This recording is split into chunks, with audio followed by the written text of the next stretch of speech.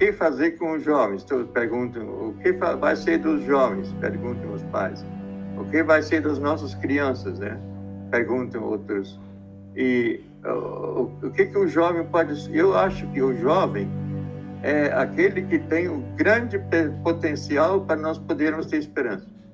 Se esse jovem se auto-orientar, como você falou, ele fazer para si, pensar junto e pensar separado, quer dizer, pesquisar e refletir, ter diálogo entre as igrejas e você poder participar num desses diálogos, então você se torna uma pessoa que vai ser alguém que vai mudar o mundo, alguém que vai mudar a nossa realidade.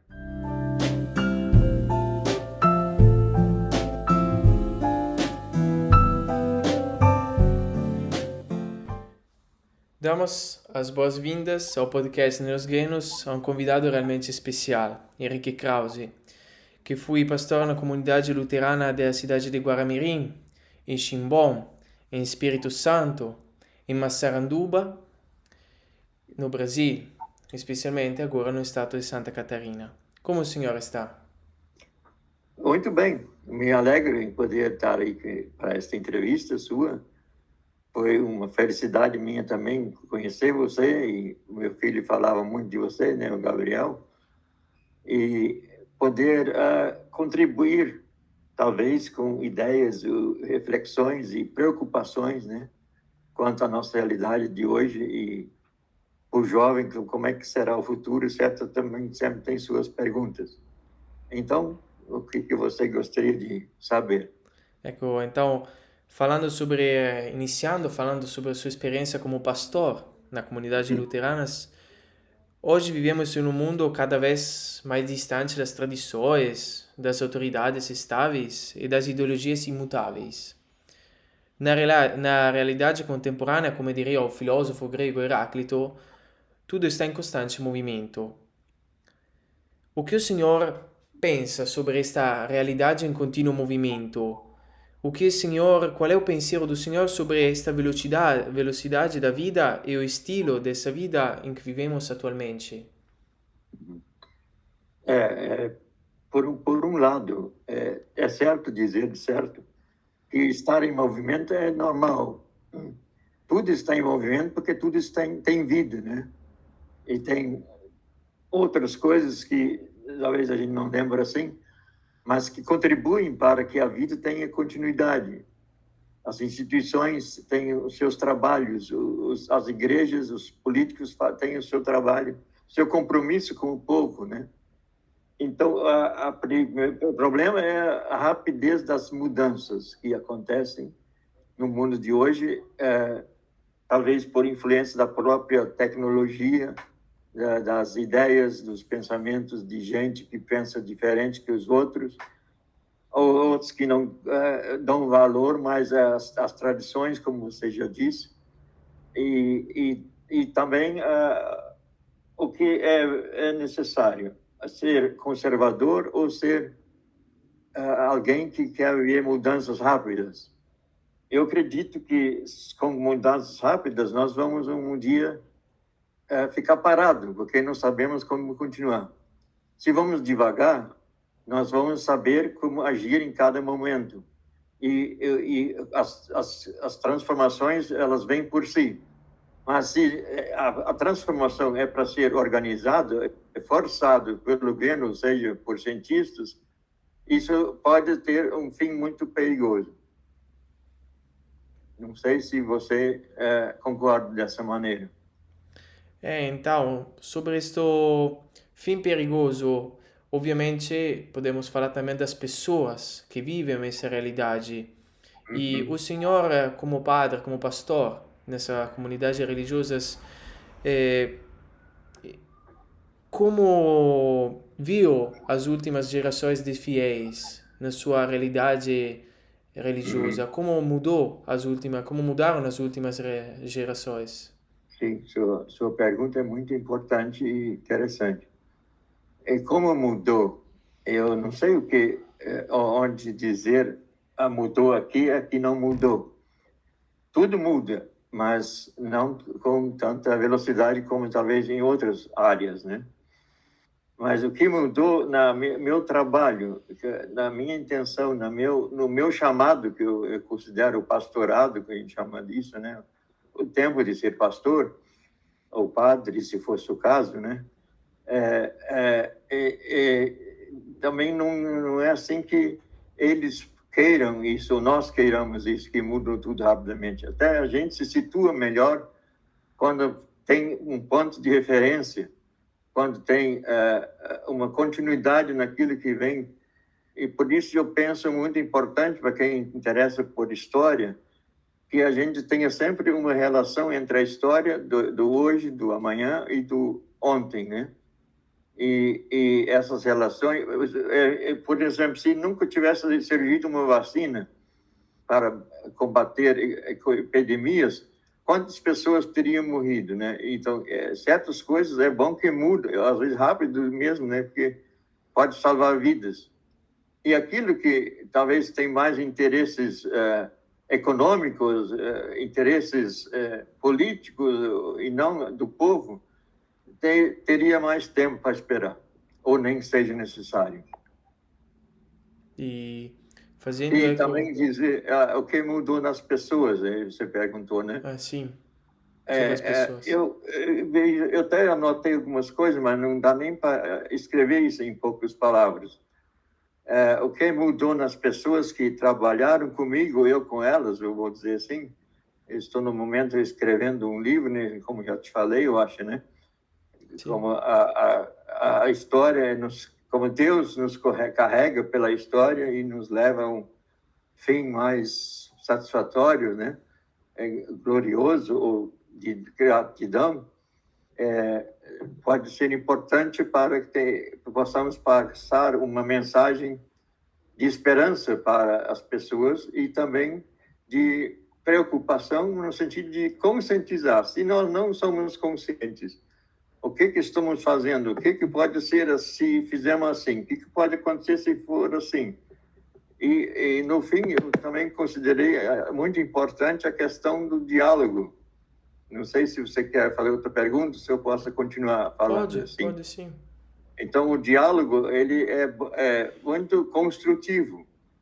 Se não tiver mais diálogo, não tem mais decisões, né? Quem vai decidir se não vamos conversar antes sobre isso? Nós vemos a política internacional, como é que não tem diálogo, a guerra mata as pessoas. E os que matam querem ganhar dinheiro com isso, né? Os políticos querem uma influência. Então, isso tudo tem ligação como se nós estivéssemos dentro de uma grande engrenagem, e a engrenagem vai rodando e vamos sendo picados em pedaços, amassados. E isso é uma visão, talvez até possível que aconteça.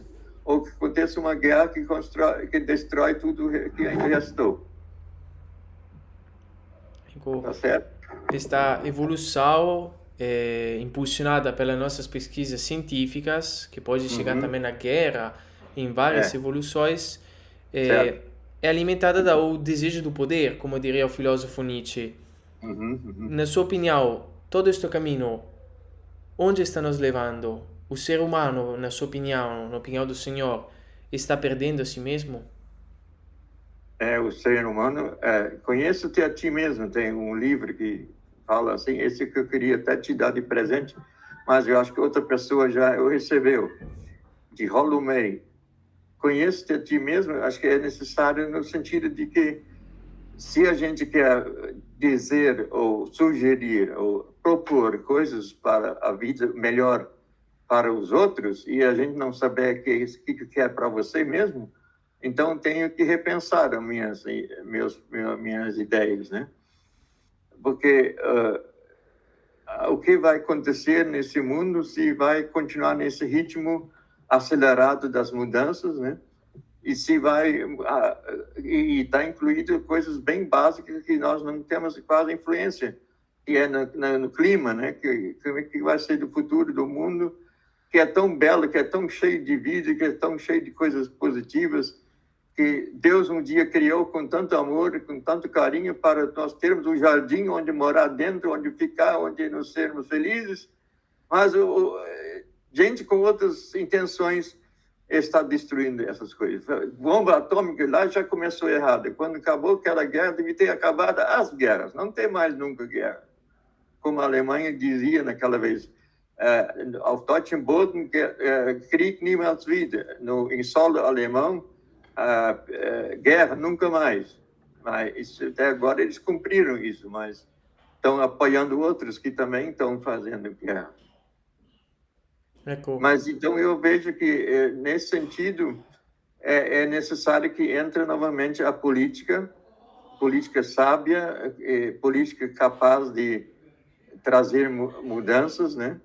De valorizar o ser humano, não as coisas, não o dinheiro, não outros momentos, outras coisas desinteressantes para a vida, mas sim de colocar para as pessoas que elas possam ter esperança.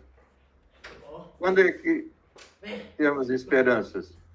Que esperança você tem? A nossa esperança sempre reside naquilo que vem no futuro, mas o futuro a gente não conhece. Então eu ficaria com as palavras da Bíblia que diz: permanecem, pois, a fé, a esperança e o amor, mas o maior deles é o amor. Se não tiver mais amor, então vamos desaprender a viver, vamos desaprender a amar o próximo, de nos preocupar com o bem-estar de todos, porque se você está dentro do mesmo barco, você não pode se preocupar com você. Você tem que se preocupar com todos que estão no barco, inclusive de você. Preocupar com essas preocupações, como o senhor falou, do mesmo barco, as pessoas, podemos viajar e iniciar a falar das novas gerações, de nós jovens, como Sim. Por exemplo o seu filho. Os jovens estão no meio desse caminho do progresso e pela primeira vez os jovens parece que se estão afastando de si mesmos com a utilidade dos celulares, da internet, da comunicação social, da comunicação virtual. O que o senhor pensa sobre este meio de comunicação e também meio de viver? Meio de comunicação, inclusive o jovem hoje está sendo requisitado em todos os setores, né? O que fazer com os jovens? Todos perguntam, o que vai ser dos jovens? Perguntam os pais. O que vai ser das nossas crianças, né? Perguntam outros. E o que o jovem pode... Eu acho que o jovem é aquele que tem um grande potencial para nós podermos ter esperança. Se esse jovem se auto-orientar, como você falou, ele fazer para si, pensar junto e pensar separado, quer dizer, pesquisar e refletir, ter diálogo entre as igrejas e você poder participar num desses diálogos, então você se torna uma pessoa que vai ser alguém que vai mudar o mundo, alguém que vai mudar a nossa realidade. Agora, se o jovem não se interessa ou ele é influenciado a não se interessar, porque muitas vezes o jovem quer fazer isso, quer fazer, mas não tem apoio, não tem alguém que o oriente, alguém que financia o seu estudo científico e tudo que é preciso, né? Mas eu, mesmo assim, acho que é necessário nós termos mais Luigis, como é que o seu nome é mesmo? Luigi, né? Sim. Pessoas de países diferentes, de realidades diferentes, entrar num processo de diálogo para que construam e influenciem o andamento, a direção da história. Porque a história que não aconteceu, nós podemos mudar. Aquela que já aconteceu, não podemos mais mudar. Mas nós podemos mudar aquilo que faz parte de nós no futuro, né? E também aquilo que influencia a nossa vida, o nosso pensar, a própria ideologia, né? Tem muitas ideologias que pensam errado, né? No nosso ver, né? Os filósofos são importantes, mas eles também precisam entrar junto no diálogo, porque os estudados, os sábios, eles têm ideias, melhores do que, mas eles talvez têm mais dificuldade de colocá-las em prática. Mas se eu tenho as ideias de um sábio, eu mesmo me torno sábio. E assim a sabedoria vai ser importante, além do amor de Deus e da sua justiça, como eu já falei, né? Não Então, sei se eu entendi a sua pergunta, era isso mesmo, né? sim, a resposta foi muito interessante. E continuando falando sobre a nossa realidade e as pessoas que são parte fundamental da nossa realidade, hoje parece que todos nós, cidadãos, estamos perto a nos homologar com os outros, uma sorta de globalização do pensamento. O que o senhor Uhum. acha sobre esta união dos pensamentos, das ideias? Citando Heidegger, que é um filósofo alemão que acho que o senhor conhece bem, Uhum. ele falou que cada um é os outros e ninguém é si mesmo. Qual é a opinião do senhor Como é sobre que é o isto? início da frase? Cada um é os outros e ninguém é si mesmo. Cada um é os outros e ninguém é si mesmo, né? E quando eu faço o que os outros querem e não o que eu posso fazer. Onde não sou incluído, sou excluído, né? Então tem a questão da exclusão também, né? Mas esse acho que é um problema, é uma verdade que indica que eu devo participar desse processo. Que ninguém é desconvidado a pensar nessas perguntas que nos ocupam. E é realmente preocupante. O que nós vamos fazer com tantas armas no mundo? O que nós vamos fazer com tantos pensamentos enganosos? Coisas que, na verdade, não são importantes. E muitas vezes as pessoas tornam importante o que não é importante, mas o que é importante é esquecido, né? É deixado de lado, porque isso influi em abrir mão de coisas. Isso inclui de você deixar levar suas ideias e você não poder fazer o que você gostaria de fazer. Então, o jovem, eu acho que isso é uma tarefa muito, talvez, difícil. Eu até gostaria de participar disso, mas na minha idade eu tenho que torcer mais que alguém participe disso e faça isso, né? Mas o jovem em si é aquele que mais tem condições de, a mais longo prazo, de fazer até o tempo parar quase, né? De falar, oh, espera aí, deixa nós ir junto. Espera aí, nós não sabemos ainda como vai funcionar. Que o computador, tipo os robôs que andam aí já na rua, né? E alguém um dia vai, quem sabe, nem conseguir desligá-los, e daí eles vão vir em cima de você. E eles vão para tudo que é lado, porque eles foram programados a fazer a violência. Então, tem perigos de todos os lados para que ameaçem a nossa vida. E nossa vida é o quê? Não é a simples vida. É vida com sentido, é vida que nós ganhamos, foi dado de graça por Deus, e é vida que é sensível, que não ela ela é sensível, ela pode facilmente ser danificada, né, a vida da criação de Deus. Então, falando sobre Deus e iniciando a nos entrar na conclusão desta entrevista, muitas pessoas hoje, nessa realidade, não querem falar sobre as problemáticas da vida. Eles querem aproveitar a vida. Como Certo. diria, uma contínua procura ao prazer e não as perguntas, as problemáticas da realidade. E a maior problemática da nossa vida é a morte. O que o senhor acha sobre a ideia da morte hoje e sobre qual é a sua opinião sobre a morte? A morte é um dos lados da nossa vida. Se não tivesse vida, não teria morte, talvez, claro. E não teria nada que vai morrer. E se tem coisas que morrem, é porque Deus não nos tornou eternos aqui na Terra. Nós só participamos da eternidade após um momento de vida, ou tem um processo de vida, onde Deus nos inclui nessa eternidade. E as igrejas, elas têm uma função muito importante.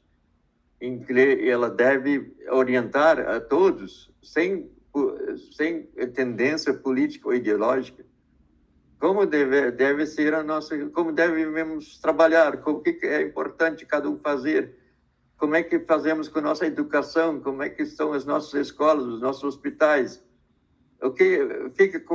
como é que vai ser com todos esses presos que estão cada vez mais entrando, mais gente, inclusive pessoas que tiveram a escola, que têm dinheiro, mas estão lá por outros crimes que cometeram. E a questão do racismo, da perseguição às mulheres, né? E tantas coisas que não combinam com essa vida que Deus quer para nós. Né? Que Deus quer uma vida digna e abundante, diz um hino, né? Ou até o Paulo, se não me engano. E vida digna e abundante é vida cheia de sentido, cheia de gosto, cheia de coisas boas, né? Porque se você tem a experiência de coisas boas, você não vai desanimar tão fácil na sua vida. Você vai sempre se animar ou deixar animar por outros. Eu posso fazer isso, eu posso fazer aquilo, eu quero participar ali, eu quero... Ninguém obriga você a ser cristão, por exemplo. Ninguém obriga você a ser filósofo, mas se você pode contribuir como filósofo, que bom, porque as suas ideias não caíram prontas. Elas também têm um processo de maturação e tudo que você precisou para isso. E, além disso, eu às vezes fazia isso, dialogar com colegas, né? O diálogo nos leva mais longe do que o monólogo da opressão, da violência, da guerra, da falta de consideração com o ser humano e com a natureza e com tudo que é importante para nós. E, acima de tudo, devemos nos perguntar como é que Deus diz, ou Jesus, porque Deus amou o mundo de tal maneira, isso foi Paulo, acho que Lucas, no Evangelho de Lucas, que deu seu Filho unigênito, para que todo que nele crê tenha a vida eterna. E ter fé e vida eterna é o resultado da tua fé, mas a fé é dádiva de Deus. E a fé é fé quando ela defende a vida. E assim nós podemos repetir tudo de novo, né? Então, eu queria fazer duas últimas perguntas ao senhor. A primeira é, continuando sobre este assunto da morte, a vida é uma passagem. Na ideologia religiosa cristã quanto luterana, tem a ideia de uma vida depois da morte. Então, eu gostaria de perguntar ao senhor, que sentido há viver uma vida assim, concreta, se depois vai ter uma eternidade? Qual é, para o senhor, o significado da nossa vida na Terra? Isso é o que poderíamos dizer a dor maior da cristandade ou do ser humano, em geral, de ter que contar com a morte, de ele ter que respeitar essa morte, porque vai chegar para cada um. E o que vem depois dessa morte, aí também não é fácil de dizer, porque nós nunca... Alguém entre nós morreu e voltou e disse como é que é, né? Mas nós temos a história de Jesus, nós temos outras histórias que falam de ressurreição. Ressurreição significa superar, sair do túmulo, sair do buraco, sair do esconderijo, né, da vida, para brilhar, para transmitir a luz, para amor e justiça e paz, como significa a própria Páscoa, passar da escravidão para a liberdade. A história do Êxodo, em Êxodo, no início da Bíblia, né? Também nos diz, fala dessa nova vida que brota da ação de Deus. A ressurreição para nós eu sempre gosto de falar, eu não sei se eu vou ressuscitar e vou para a eternidade, mas eu tenho esperança que Deus seja gracioso para conosco e a gente ressuscite como Jesus ressuscitou e nos deixou essa promessa. Como cristão, eu não posso querer outra coisa, né? Além de que tudo faz parte desta colocação. Então, Deu para entender? deu para entender muito bem, eu agradeço para o intervento do senhor. Gostaria de perguntar uma última pergunta. Uhum. É uma pergunta muito livre. Gostaria de perguntar ao senhor, e anzi, eu peço ao senhor de deixar uma mensagem aos jovens, tanto da Itália quanto do Brasil, Eu deixar uma mensagem? aos jovens. Queridos jovens, eu tenho 3 jovens aqui na minha casa. Vocês são a nossa esperança. Vocês são a alegria, não excluindo ninguém, nenhuma criança, nenhum adulto. Mas jovens, nós passamos essa etapa que vocês estão passando agora. E os jovens, pensem um pouco também no seu jovem que está lá na guerra, sem sentido que ele poderia estar com seus familiares aqui no Brasil, ou em outro lugar, ou como na Ucrânia, ou como em Israel. É necessário citar esses nomes, porque eles não fazem de coisas que dificilmente eles vão saber se explicar por que o fizeram. E vocês devam também ser alguém que se lembra das gerações passadas. Por favor, lembrem-se também de nós, os mais velhos. Olhem os que tentaram transmitir o evangelho da verdade e da esperança. Olhem o evangelho libertador, não aquele que escraviza, não aquele que nos prende, não aquele que nos quer fazer ficar quietos. Mas sim seja o jovem alegre, feliz, cheio de vida. E como eu admiro em vocês que vão sair lá de um país distante para vir aqui ao Brasil, com quem podemos falar até em português, né?